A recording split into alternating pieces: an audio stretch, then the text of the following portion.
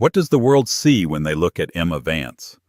They see the perfect polished wife of Jason Thorne, the real estate titan. They see a woman who hosts flawless dinners, remembers every birthday, and smiles silently behind her billionaire husband. Jason called her his greatest asset in public. In private, he called her decoration. And when he found a newer decoration, he filed for divorce, labeling her as useless on his way out. He left her with nothing. He thought he had erased her. What he actually did was unleash the most brilliant strategic mind the country had ever seen. This isn't a story about revenge. It's a story about a hostile takeover.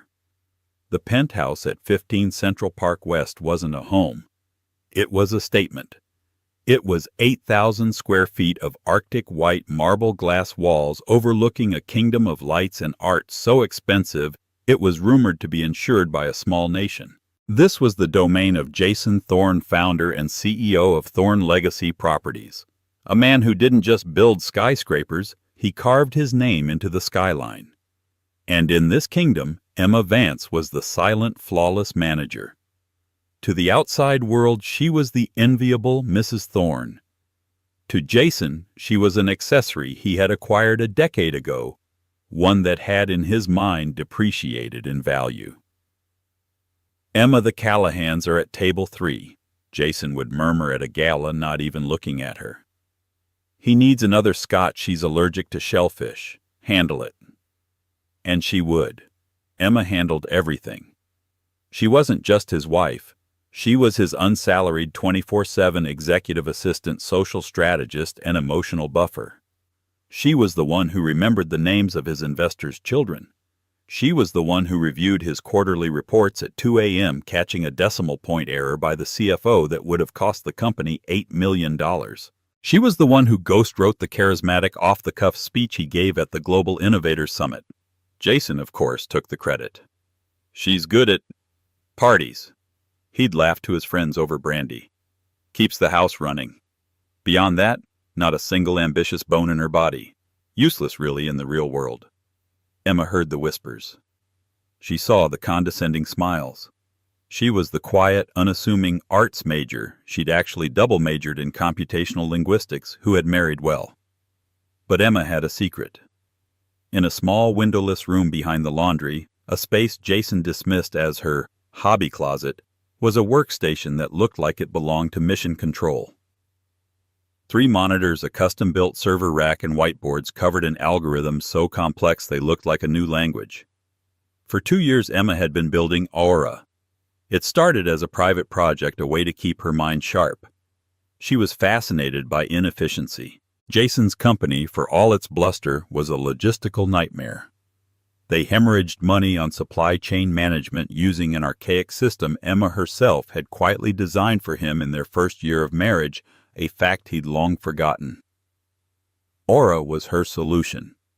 It was a predictive logistics platform and AI that didn't just track shipments. It anticipated global events, port strikes, weather patterns, material shortages, and rerouted supply chains before a crisis hit. It was brilliant, it was revolutionary, and it was hers. The breaking point came at the annual Thorne Foundation benefit. Emma had spent 3 months orchestrating the $10 million event. Every flower, every seating chart, every press release was curated by her. Jason took the stage, his custom-tailored suit catching the light. He beamed, accepting the Humanitarian of the Year award. "I have to thank my incredible team," he boomed. "And of course, my wife Emma." He gestured to her, and the spotlight found her at the table. She smiled a strained, practiced expression. "She is the inspiration for all this," Jason continued, "proving that even those who aren't boardroom material can contribute in their own way. She's the best event planner a man could ask for." The room applauded politely. It was a pat on the head delivered with a microphone. Later that evening, Emma was cornered by the bar by a strikingly beautiful woman in a crimson dress. Her name was Serafina Rothschild. She was new money, a venture capitalist with a reputation for sharp teeth. "You have the patience of a saint, Emma." Serafina said, her voice a low purr. She swirled her champagne. Jason is a force. It must be exhausting standing in a shadow that big. Emma gave a tight smile. I prefer the shade. Serafina hummed, unconvinced. Some of us are built for the sun. As the night ended, Emma watched Jason laughing with Serafina by the valet. His laugh was different, louder, more genuine than the one he used with her. He put his hand on the small of Serafina's back, and it wasn't a polite gesture. Emma felt the marble floor drop out from under her. She retreated to her hobby closet that night. The glow of the monitors was her only comfort. She typed, and as the code for Aura compiled, a new line of thought began to compile in her mind. Aura wasn't just a project anymore. It was an escape plan. The end came faster than a guillotine. It wasn't a fight. Jason didn't do messy. He did corporate restructuring. 3 days after the benefit, Emma was woken not by her alarm, but by the sound of voices in the living room. She walked out, her silk robe clutched tight, to find Jason and 2 men in severe black suits. One of them she recognized with a jolt of ice was Harrison Kane, Jason's lead attorney. Emma, you're up. Good, Jason said, not looking up from his phone. He was already dressed, cufflinks gleaming. Jason, what's going on? It's 6 a.m. Jason finally looked at her. His eyes were flat, devoid of any warmth. They were the eyes he used to terminate a bad contract. The marriage isn't working, Emma. It hasn't been for a long time. I'm filing for divorce. Emma's breath hitched. What? Just like that after the benefit, Jason, we can... No, we can't. He cut her off. This is a formality. Harrison has the papers. The lawyer stepped forward and placed a thick leather-bound document on the marble coffee table. It landed with a soft, heavy thud. As you know, Emma, Harrison Kane said, his voice a dry monotone, you signed a prenuptial agreement on March 12, 2014. Yes, I know, Emma stammered. Jason has been more than generous, the lawyer continued, tapping the document. He is offering a one-time lump sum payment of $500,000 contingent on your immediate vacating of the premises and a comprehensive lifetime non-disclosure agreement. Emma's head spun. $500,000. It sounded like a lot, but in their world it was what Jason spent on watches in a year. It was an insult. Jason, this is our life, she pleaded, her voice trembling. 10 years. I helped you build this. The strategy for the Hudson Yards bid. That was my research. The original logistics code. Jason finally laughed. It was a sharp, ugly sound. Your research, Emma, you organized my files. You made coffee. Let's not be delusional. You are a cost, not an asset. You have been useless to the company's bottom line for a decade. Useless. The word hit her like a slap. Look around you, Jason said, gesturing to the penthouse. This is my life. You were just living in it. Now you're not. Serafina will be moving in next week. Serafina, the woman in the red dress, the snake in the garden. You're leaving me. For her. I'm upgrading Emma, Jason said, adjusting his tie. Serafina is my equal. She's a partner. She understands the real world. You were a lovely phase. But it's over. I won't sign this. Emma whispered, defiance flickering. I'll fight this. Harrison Kane sighed as if bored. Fight it with what, Mrs. Thorne? Your joint accounts were frozen an hour ago. The credit cards you hold are supplementary to Jason's primary account, which have been canceled. The hobby closet you work in, all that equipment was purchased by Thorne Legacy. It stays.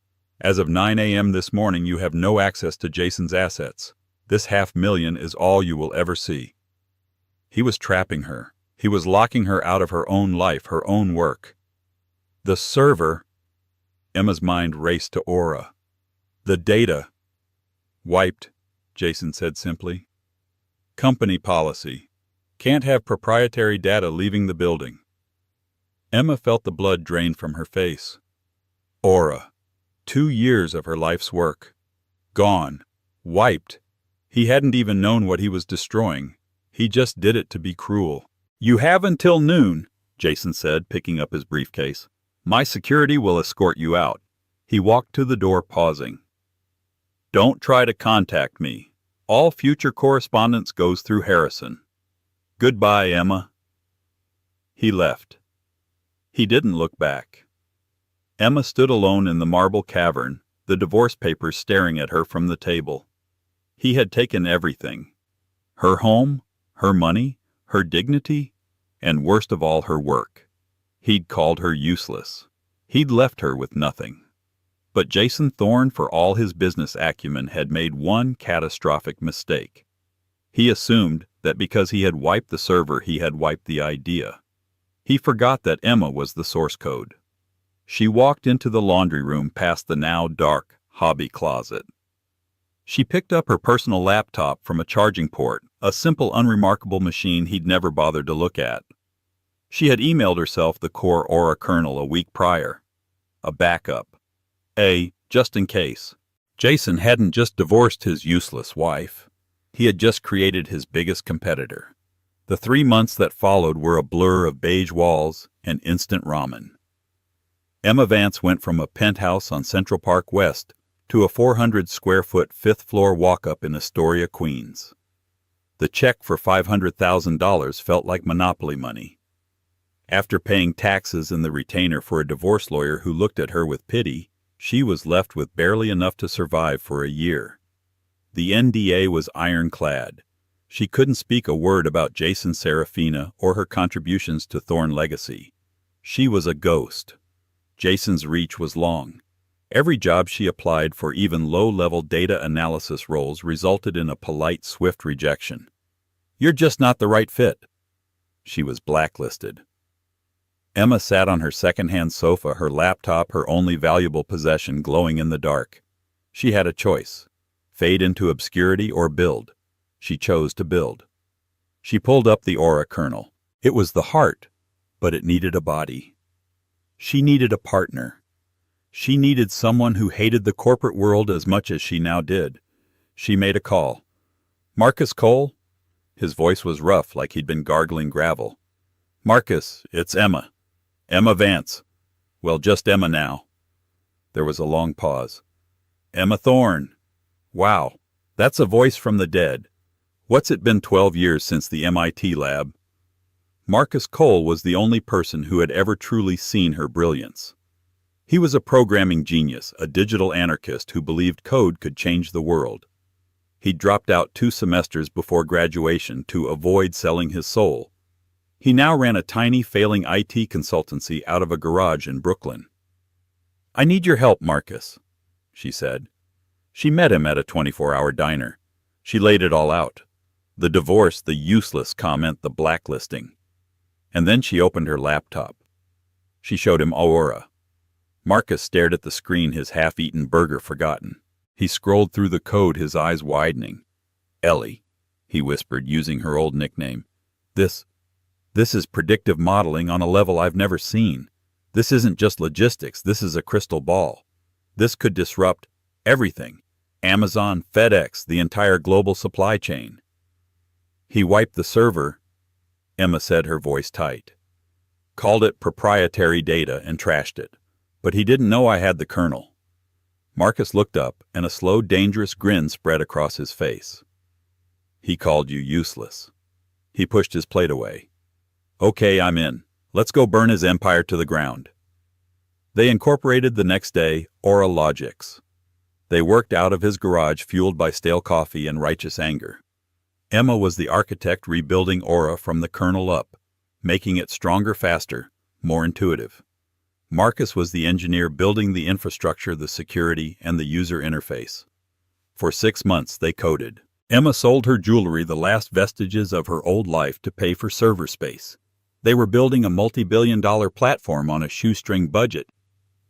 Then they hit the wall funding. They needed to scale. They needed a sales team. They needed to get out of the garage. They started the pitch deck circuit. It was a disaster. The first VC, a slick man in a Patagonia vest, barely looked up from his phone. So let me get this straight. You're a divorced housewife. And you, he gestured to Marcus, are an IT guy. And you built an AI that's better than Google's right. The second one was worse. It's a cute algorithm, Mrs. Thorne. Oh, Ms. Vance, sorry. But we're just not investing in the jilted wife narrative right now.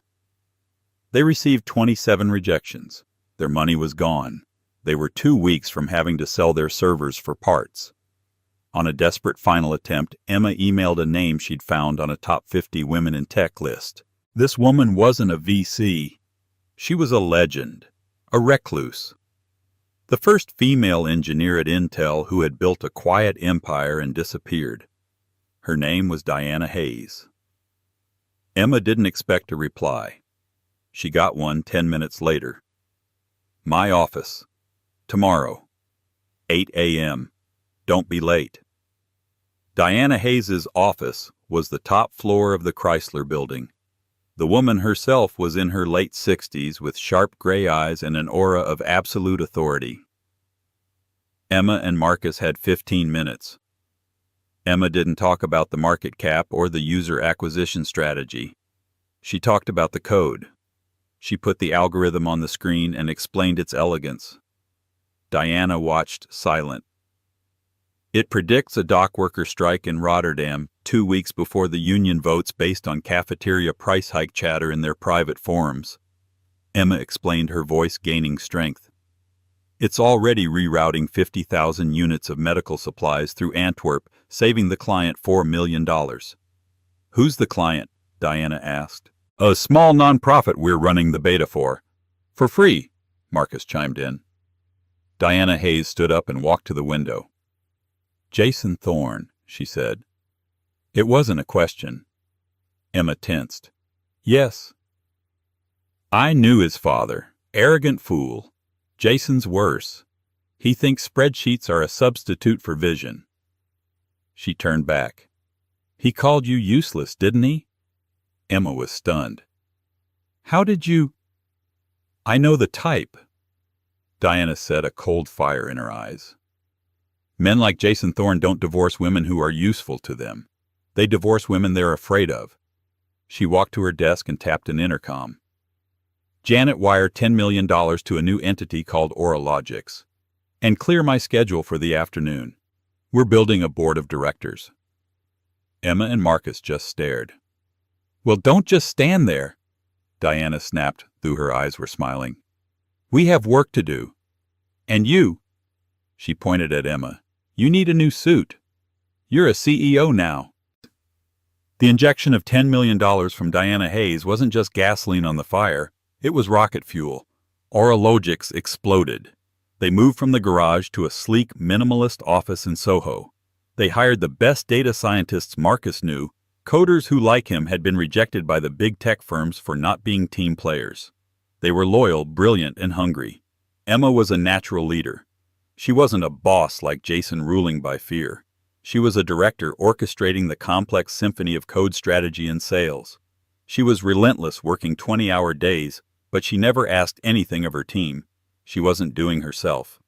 Their first major client was a mid-level shipping company, Swift Post Logistics, which was getting crushed by its larger competitors.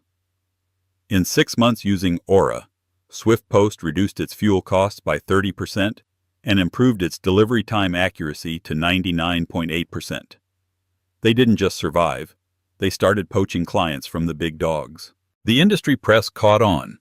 TechCrunch ran a story, The Aura Effect, How a Mystery Startup is Rewiring Logistics. Forbes followed, The Oracle of Shipping, Who is AuraLogix. Emma stayed in the shadows. The company's official spokesperson was Marcus. The CEO was listed as E. Vance. In a world obsessed with founder worship, Emma's anonymity was her greatest weapon. She let the technology speak for itself. Meanwhile, 50 blocks north, the empire of Thorne Legacy Properties was beginning to show cracks. Jason had won the massive Hudson Yards West development bid, the largest project in New York City history. It was his crowning achievement. and it was a logistical nightmare. "What do you mean the steel is stuck in Hamburg?" Jason roared at his COO, a man named Robert Miller. "The port strikes, sir," Miller stammered. "No one saw it coming. It's going to set us back at least 2 months. The penalties are astronomical." "And the concrete. Why are we paying a 40% premium?" "The supplier in Mexico had a plant shut down. We had to reroute from Canada. It's just a run of bad luck, Jason." But it wasn't bad luck. It was an archaic system. The one Emma had built a decade ago, which Jason had never bothered to update. It was reactive, not predictive. Jason, now married to Serafina, was more stressed than ever. His new wife was not a quiet, supportive partner. She was a shark.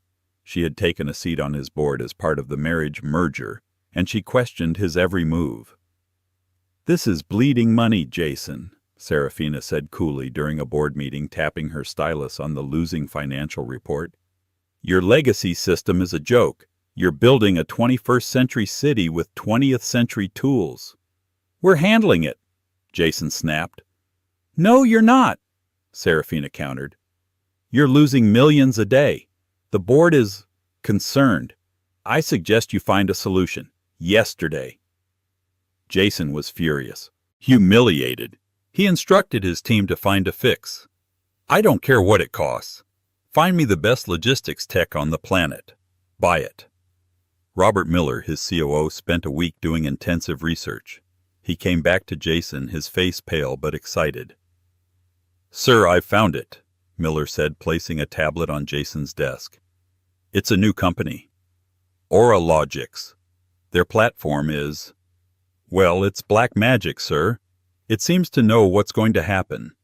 I ran a simulation of our Hudson Yards project through their demo. It would have saved us $80 million so far." Jason looked at the name. AuraLogix. Never heard of them. Are they for sale? "That's the thing, sir. They're private. Very secretive. The CEO is just Vance. But they're backed by Diana Hayes." The name gave Jason pause. Diana Hayes was old money, but she was a tech oracle. "Get them at the table," Jason ordered. "I want to acquire this company. Offer them $50 million. No, 100. Whatever it takes. This Vance's is about to have the payday of their life." Robert Miller nodded. "I've already reached out. They're hesitant to sell, but they've agreed to a partnership meeting, a final pitch. Tomorrow. Their CEO will be there." "Good," Jason sneered. "I'll go myself. Time to show this Vance what real power looks like." He was picturing some 20-something tech bro in a hoodie. He was already planning how he would intimidate him into a sale. He had no idea he was about to walk into his own execution. The meeting was set for 10 a.m. at the neutral territory of Diana Hayes' office in the Chrysler Building. Jason Thorne prided himself on making an entrance. He arrived at 10:05 a.m., a deliberate power move flanked by his COO Robert Miller and 2 lawyers.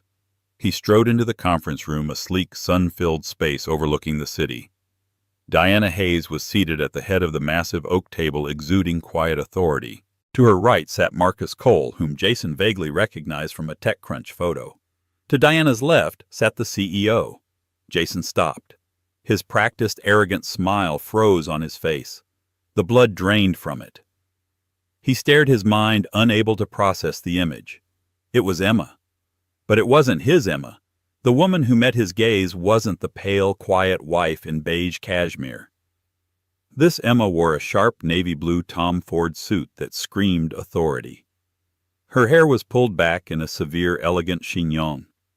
Her eyes, which he had always dismissed as soft, were now cold, clear, and utterly unreadable. They held a glint of steel he had never seen before. "Jason?" she said, her voice smooth and even.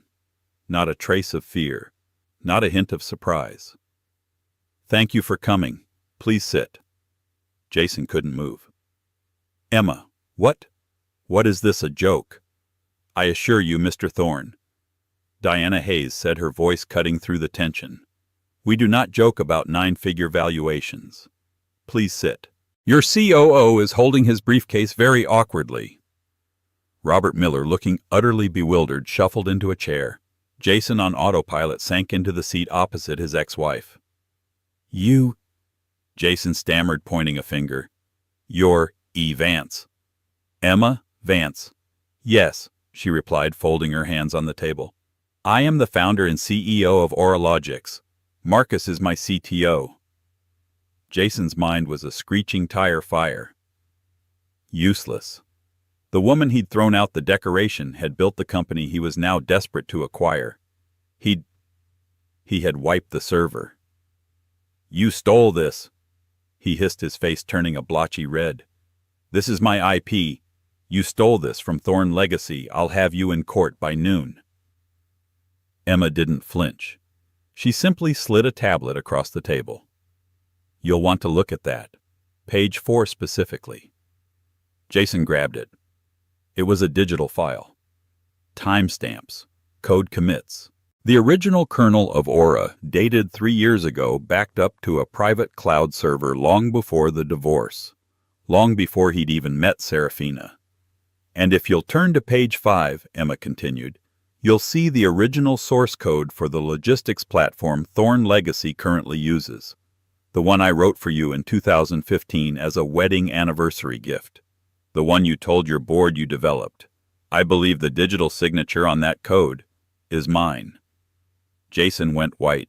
She had him. She had proof that he had not only destroyed her new work, but had built his company's foundation on her old work.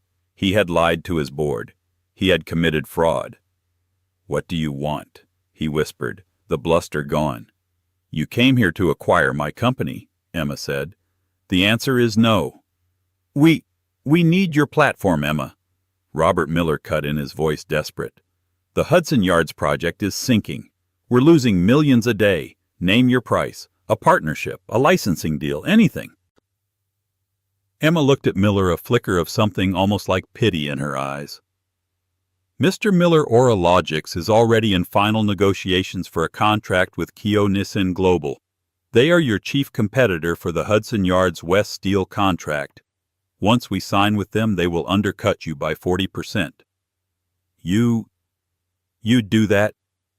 Jason looked at her, searching for the woman he knew. You'd ruin me after everything I gave you. Gave me? Emma's voice was dangerously quiet. You gave me a 400-square-foot apartment and a new last name. I'll tell you what, I will license Aura to Thorn Legacy, on one condition. What? Jason breathed. You resign. Effective immediately, you will announce to the board that you are stepping down for personal reasons, and you will transfer your controlling shares into a blind trust managed by a third party, which Ms. Hayes and I will select. Jason's jaw dropped. You're insane. You're trying to steal my company. No, Emma said, standing up. I'm saving it. You are the cost, Jason, not the asset. Your arrogance, your archaic methods, and your blindness are driving Thorn Legacy into the ground. I'm offering your COO, your shareholders, and your 10,000 employees a lifeline. Jason shot to his feet. Never. I will never let you housewife, take what I built. I think you will, Emma said. And what makes you so sure? He spat. A new voice, sharp and accented, came from the doorway. Because if you don't, I'll have you arrested for fraud by 4 p.m. Jason spun around. Serafina Rothschild Thorne stood there, her arms crossed. Beside her were 2 men Jason didn't recognize. Serafina, Jason choked out. What are you doing here? I've been following you, darling, Serafina said, walking into the room.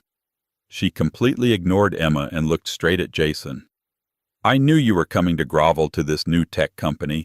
I just didn't realize the drama would be this delicious. She turned to Emma. Emma Vance, a pleasure.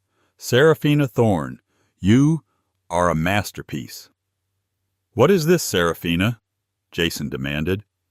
This, Serafina said, is a hostile takeover. You see, Jason, while you were playing Monopolist, I was talking to your board. They're not happy with you. The Hudson Yards fiasco, the cooked books, and now this. She gestured to the tablet Emma had provided. You lied about your foundational IP. That's shareholder fraud. You've been working against me. Jason looked at his wife, his face a mask of betrayal. I'm a venture capitalist, Jason. I invest in winners. You are no longer a winner, Serafina said, her voice flat. These gentlemen are from the SEC. I took the liberty of sharing some of my concerns about Thorn Legacy's accounting. The concerns I got from Emma's old files. Jason's legs gave out. He collapsed back into his chair. Serafina had been one step ahead of everyone. She hadn't just been a trophy wife. She'd been a corporate raider in plain sight. She hadn't been targeting Emma. She'd been targeting Jason's company from the day they met. Serafina turned to Emma. So Vance, you want him out. I want him out. It seems we have a common goal. Let's make a deal. You give me AuraLogix. I'll give you Jason's head on a platter. Together we can run this city.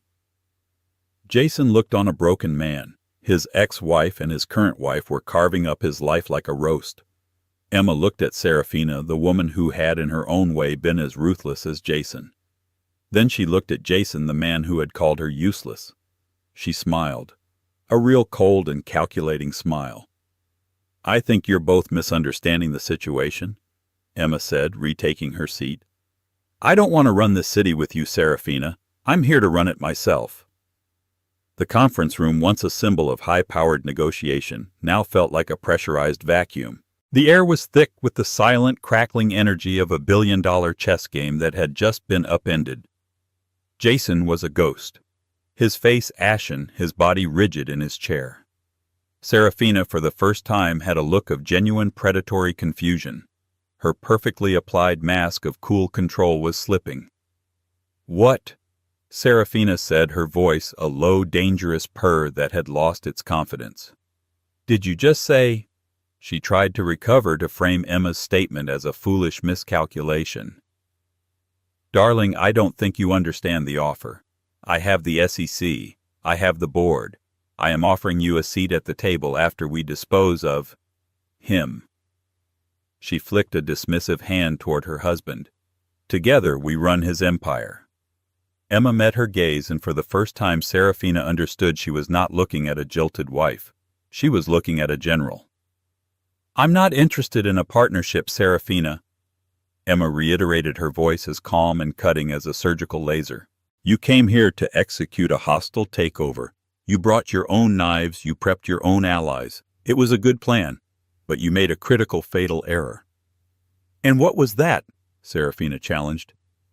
You assumed Jason's company was the prize, Emma said. It's not. It's an anchor. A monumentally expensive, badly managed, sinking anchor. Emma turned to the main monitor, the one that had been set up for their pitch.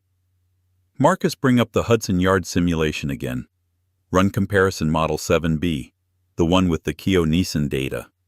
Marcus, who had been watching with the quiet satisfaction of a programmer seeing his code run perfectly, typed a command. The screen lit up. It showed the Hudson Yards project visualized in a complex 3D model.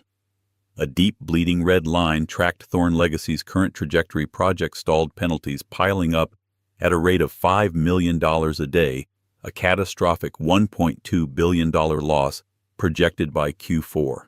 Then a vibrant crystalline blue line appeared, charting an entirely different path. This, Marcus explained, his voice filling the room, is Keo-Neeson Global, our new client using the Aura platform. As we speak, their executive team is signing the contract. What does this mean? Emma asked, though she was directing the question to the room, her eyes fixed on the utterly broken Jason. It means that the dockworker strike in Hamburg you thought was bad luck. Aura predicted it 3 weeks ago.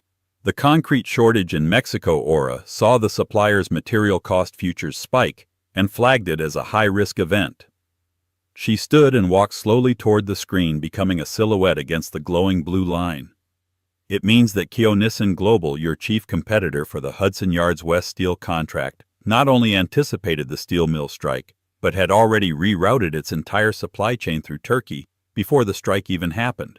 They will deliver their materials 3 months ahead of your original schedule. and 22% under your original budget. She turned back to the room. By Friday, when this deal is publicly announced, Thorn Legacy's stock, which is already fragile, will not just plummet. It will disintegrate.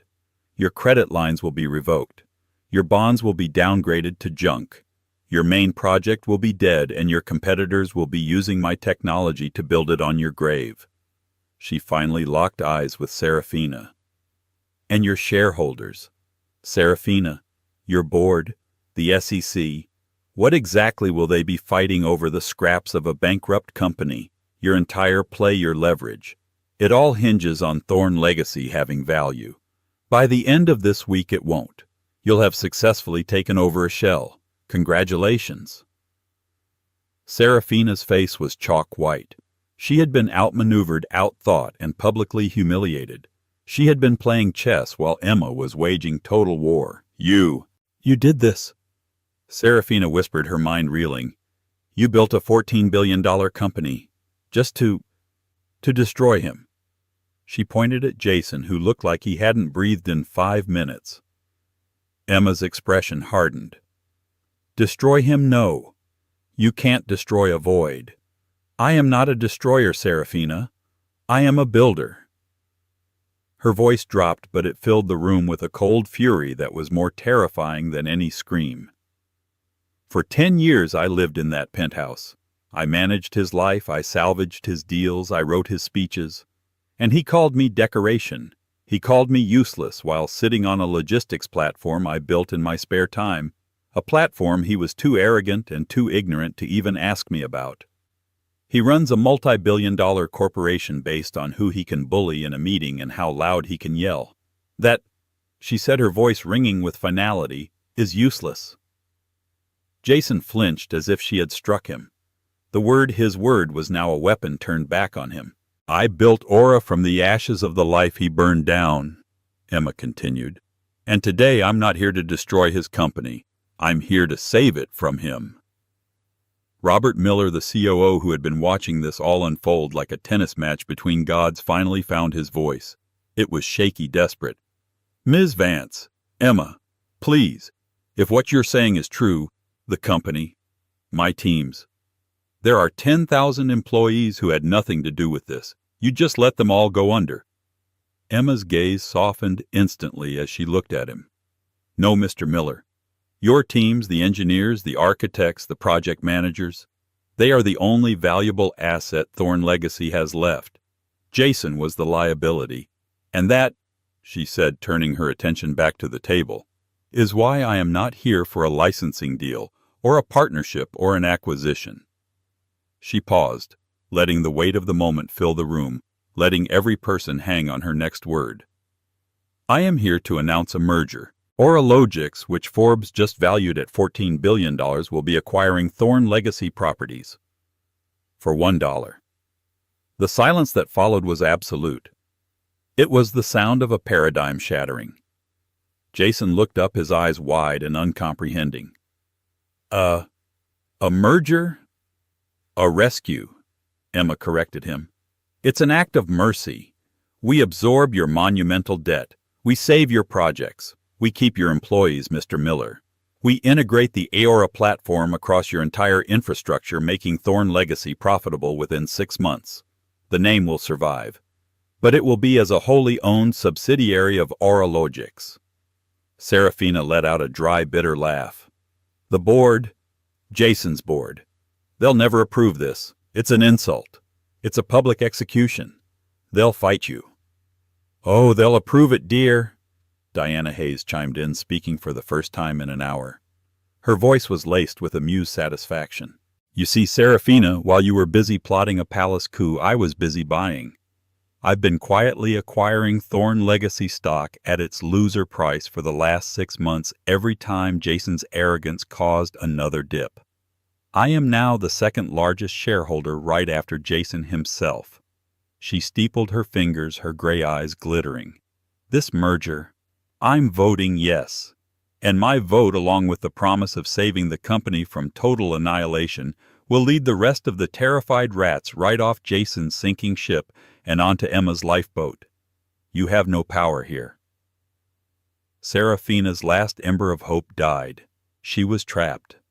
Emma walked slowly, deliberately, until she stood directly in front of her ex-husband. He was staring at the table, a broken man. She knelt just as he had forced her to feel small, so she was at eye level with the collapsed titan. "As for you, Jason," she said, her voice a soft, private whisper that was somehow the loudest thing in the room, "you will sign over your controlling shares. Not to a blind trust, not to the company. You will sign them over to me, to Emma Vance, personally." Jason's head snapped up, his eyes pleading. "Emma, please." "In exchange," she continued, ignoring him, "my signature will go on a private document. An agreement stating that AuraLogix will not pursue criminal charges against you for the IP theft of my original code. I will not release the file on page 5 of that tablet, the one that proves you committed shareholder fraud by lying about your foundational IP. I will give you my silence." She stood up, towering over him. "You will walk out of this building with nothing but the clothes you're wearing and a new ironclad non-disclosure agreement. An NDA that forbids you from ever saying my name or your own in a business context again. You will cease to exist." He heard it. He heard the echo of his own words. The terms of her exile now returned to him with perfect, devastating precision. "You're," he choked, "you're useless." Emma offered, her voice devoid of all emotion. "A cost, not an asset. A phase." She turned away from him. "And you, Serafina." Serafina, who had already risen ready to flee, froze. "You are a brilliant strategist. Ruthless. I can respect that. But you backed the wrong horse. Those SEC agents you brought—" Emma smiled, a real cold and calculating smile. "You can tell them that the new CEO of Thorn AuraDynamics will cooperate fully with their investigation. I'm sure they'll be very interested in the trades you made based on the insider information you gathered while you were busy plotting with the board. I imagine your time off the board will be quite permanent." Serafina, for the first time in her life, was speechless. She had been surgically, brilliantly, and completely removed from the equation. Emma slid a single piece of paper and a heavy gold pen across the oak table to Jason. It was the share transfer agreement. Jason Thorne stared at it. This was the end. The woman he had discarded, the decoration he had thrown away, had just dismantled his entire life in under an hour, using only her mind and his own arrogance against him. He saw the power, the brilliance, and the ice-cold justice.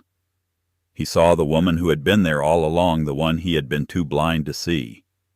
His hand, shaking, picked up the pen. The sound of the scratchy nib on the thick paper was the only sound. It was the sound of an empire falling. He signed his name. He signed his legacy away. Emma took the paper from his hand. She didn't look at it. She didn't look at him. She simply turned to Marcus and Diana. "It's done. Let's get to work."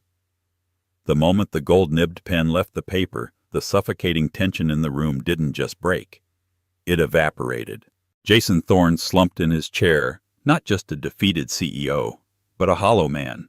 The signature had cost him his last ounce of adrenaline, leaving a gray, empty vessel. Serafina, on the other hand, was vibrating with a frigid, impotent rage. She watched Emma calmly take the document, fold it once, and slide it into a leather portfolio. "Well," Serafina spat, her voice a strained whisper, "you have your pound of flesh. I hope it keeps you warm." Emma didn't even look at her. She snapped the portfolio shut. "Marcus, please show Ms. Hayes to her car. I'll be down in a moment." She then turned not to her fallen enemies, but to the one man in the room who still mattered. "Mr. Miller?" Robert Miller, who looked as though he'd just survived a plane crash, stood straighter. Yes, Ms. Vance. "The first all-hands meeting for Thorn Legacy staff is at 7 a.m. tomorrow. I'll need you to prep the entire executive leadership team.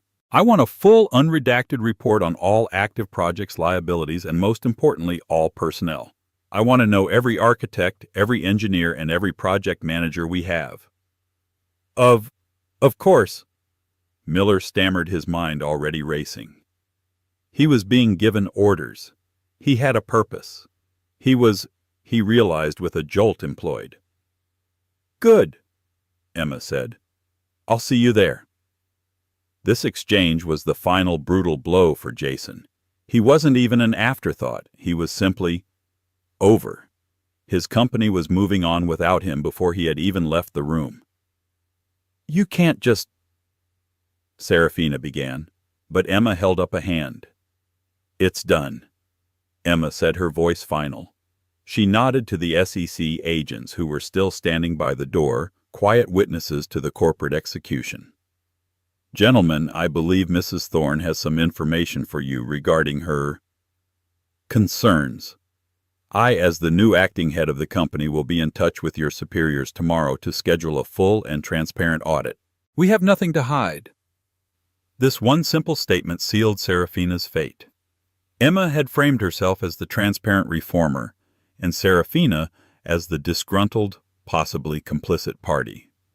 The agents turned their cool, appraising gazes on her. Serafina Rothschild Thorne, the shark, was now chum. A silent security guard summoned by Diana's assistant appeared at the door. He gestured politely to Jason. Jason stood, his custom-tailored suit hanging on him like a shroud. He walked out of the room, past the art he had bought past the window overlooking the city he had claimed, and did not look back. He was a ghost, and he knew it. The fallout was immediate and seismic. The next morning, the financial world choked on its coffee. The Wall Street Journal headline was a cannon shot: "The war merger tech oracle AuraLogix acquires ailing giant Thorne legacy in shocking restructure. Jason Thorne ousted." The story was a masterpiece of controlled narrative. It painted a picture of a legacy company, Thorne Legacy Properties, that had been driven to the brink of insolvency by the reckless and archaic leadership of its founder. It detailed the spiraling losses of the Hudson Yards West project, the failure to adapt the hemorrhaging of cash. Then it introduced the savior AuraLogix, the secretive, brilliant AI company that had, in an act of profound strategic mercy, acquired the entire corporation for a symbolic dollar, saving 10,000 jobs and absorbing billions in debt. But it was the second-page story in Bloomberg that broke the internet. The oracle has a name. Vance is Emma Vance, ex-wife of ousted CEO Jason Thorne. The narrative exploded. It was electric. Every talk show, every podcast, every financial blog was dominated by the story. The quiet, invisible socialite, the decoration Jason had so publicly discarded, was the secret architect of the most disruptive technology in decades. The story of her being thrown out, her work wiped, and her rise from a garage in Queens. It wasn't just a business story. It was a legend. Emma Vance became an instant global icon of resilience and quiet, terrifying competence. The fates of the fallen were swift. Jason Thorne vanished. True to Emma's word, he was erased. The ironclad NDA, combined with the public humiliation, muzzled him completely. He was spotted once by a paparazzi lens at a small cafe in the Cayman Islands, looking gray-aged and utterly average. He was no longer a titan. He was a "where are they now" story. The exclusive clubs he belonged to, the Metropolitan, the Union, all quietly revoked his membership, citing conduct unbecoming. He wasn't just broke. He was, for a man built on ego, something far worse: irrelevant. Serafina Rothschild Thorne, as predicted, fought. She hired the most expensive legal team in New York, claiming the merger was predatory. But she had been outplayed. Emma and Diana Hayes were prepared. Emma, in her first act as CEO, opened the books completely to the SEC. This transparency revealed not only Jason's fraud, but also Serafina's own questionable trades and her attempts to leverage the board. The multiple shareholder lawsuits which Serafina had encouraged pivoted and targeted her as a board member who had breached her fiduciary duty. She was trapped in a legal quagmire of her own making, spending the next 3 years, and what was left of her fortune, fending off charges. Her reputation as a winner was permanently shattered. But Emma wasn't focused on the past. She was focused on the future. The day after the merger, she walked into the penthouse headquarters at 15 Central Park West. The staff was terrified, lined up in the lobby expecting a purge. Emma walked to the center of the vast marble hall, Robert Miller at her side. She looked at the anxious faces. "Good morning," she said, her voice amplified by the room's acoustics. "My name is Emma Vance. You all knew my predecessor. You knew his way of doing things. As of today, that way is over." She paused. "I'm not here to fire you. I'm here to unleash you. For too long, this company has been run as a one-man show. It has relied on ego instead of data. That ends now. The Aura platform is the new heart of this company. But you," she said, making eye contact with the lead architects and engineers, "you are its blood. I'm not here to save this company. I'm here to give you the tools to save it yourselves." The first thing she did was rebrand Thorn Aura Dynamics. The press called it a master stroke of branding. She kept the Thorn name, a deliberate move to show the 10,000 employees that their legacy, their work, their projects was worth saving. She had only purged the man, not the mission. Aura was the new guiding principle: intelligence, data, and predictive power. The Arctic White office, once a cold museum to one man's ego, was transformed. She tore down the walls, creating open-plan innovation hubs. Massive wall-sized data screens were installed, streaming Aura's real-time logistics and market predictions. The atmosphere changed from fear to a buzzing electric energy. And in a small windowless room behind the main kitchen, her old hobby closet, she created the Founder's Room. It was preserved exactly as it had been, only now behind glass. Her old second-hand laptop, a stained coffee mug, and a single-framed packet of instant ramen noodles.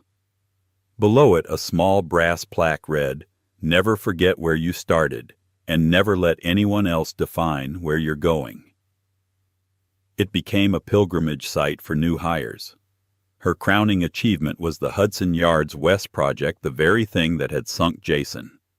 She didn't just save it, she made it a global showpiece. She personally flew to Tokyo and renegotiated the deal with Kyo Nissan, turning her former competitor into her biggest partner. Using Aura, she rerouted the entire global supply chain, optimizing every single screw, every pane of glass. The project was finished 3 months ahead of its new schedule and $200 million under the revised budget. It was an unprecedented triumph that silenced every critic. 1 year later, Forbes released its annual World's Most Powerful People issue. The cover was Emma Vance. She wasn't pictured in an office.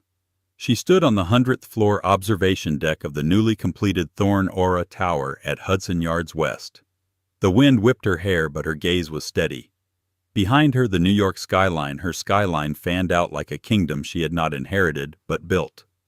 The headline was simple, bold, and universe-altering. Emma Vance, at 34, the youngest CEO in the country, didn't just break the glass ceiling, she built a new one.